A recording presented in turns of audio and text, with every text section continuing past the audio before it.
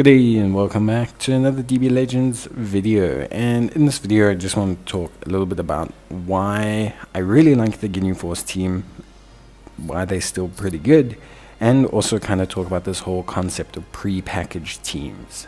So Legends kind of recently started adding a lot more sparkings into their summons and meta, which is a good thing. Extreme units are a lot harder to get than sparkings. Stat-wise, they're not great, so they just ended up being boost options.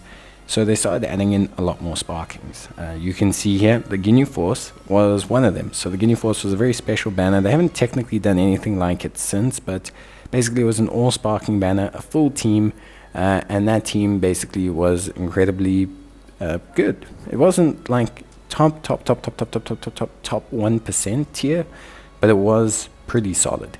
Like Ginyu was great, Raccoon Gilda was great, Jason Burtz was great, and this banner gave you a good chance at getting them. All three of them made a really coherent team.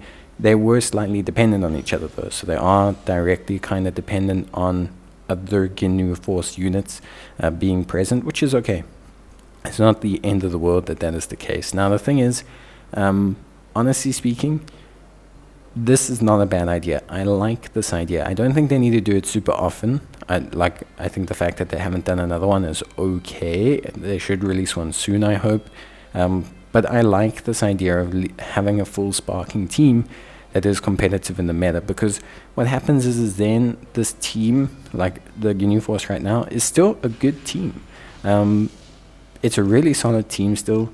They can give them all these kind of generic plat upgrades or unique upgrades, like we just got a Ginyu Force plat, and that helps the team stay competitive. Now obviously you can't just throw a generic plat out every 3 months to keep a team going, but the thing is you could easily boost them all with another free-to-play option. Could be a really good free-to-play Ultra Ginyu or something with a big Z boost. Could be a easy A for a existing Captain Ginyu that really boosts one of them, gives them a nice real Z boost, Zenkai boost. It's something that I think is really cool in the sense that it allows the game to update a certain subsect of team regularly to keep a couple more smaller teams relevant. Another one is like DB Saga. So they were fortunate in that they got a Legends Limited Purple Goku, which I think was good, but they got a lot of updates. Now, if you can throw in a decent sparking on a couple banners every now and then to keep DB relevant, with Legends Limited Goku, they should be fine. They have some really good units. They had Android 8, they got Master Roshi, they had Goku. So, like for me, it helps to keep teams maybe not in the top tier of relevancy. Like I would, never in my life say that the Ginyu Force is like a top tier team, but they're still good. Like you can still win with them. If you're a good player, you can easily get to rank 70 with them, especially if you've got a couple stars. If you upgrade your equipment more, they have a lot. I mean, they've got revives, they've got cover change cover, they've got really good mechanisms, and so it's more just about refining them and giving them a little boost every now and then to keep them relevant. Like yes, they will fade off, and that happens in any gacha game, especially PvP ones, but by releasing these teams, they kind of allow, they kind of really allow for like this big kind of ability to have consistent teams, like consistent teams within the meta. Like yes, the Ginyu Force will always be a tier kind of team in the meta. They could make DB Saga a consistent A team tier in the meta because you're able to upgrade the whole category.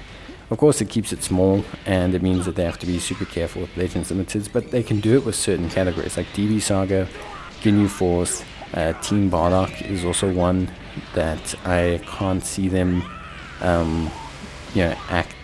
actively using like super often. They could do this with girls.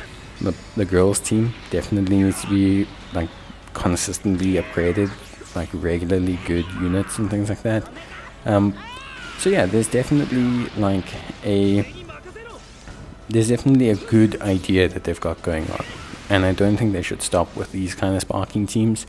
I think they just need to really make sure that they keep constantly giving them little updates.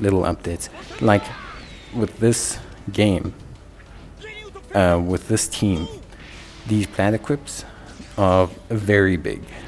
Like they are very, very, very big. They help the team just that little inch. They push them to being still competitive because the kits they have are good. The kits they have are meta kits. We're getting to the point where there's only so many things units can do. We have units that do revives, units that cancel revives, units that do cover changes, units that cancel cover changes, units that do rising rush, units that remove rising rush, units that cover rising rush. So like there's only so many new things we can introduce consistently into the game, and I think that's why we're starting to get a really good PvP meta, is because they're releasing more units. Kits are kind of reaching an apex in being super OP.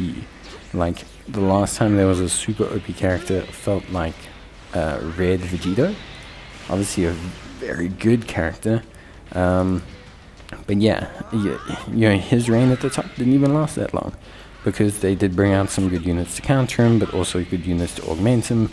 It's just, I think for me, the way they're doing teams is very good, and the Ginyu Force are a great example of how they've, this team has been around a couple months now, and it's still functioning really well.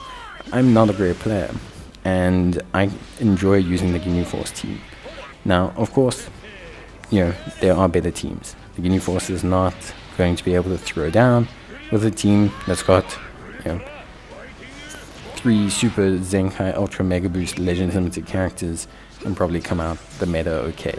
It's just not how it works. But generally speaking, the Ginyu Force are in such a good position. I mean, you can see here right now, these are not non-meta characters that we're facing.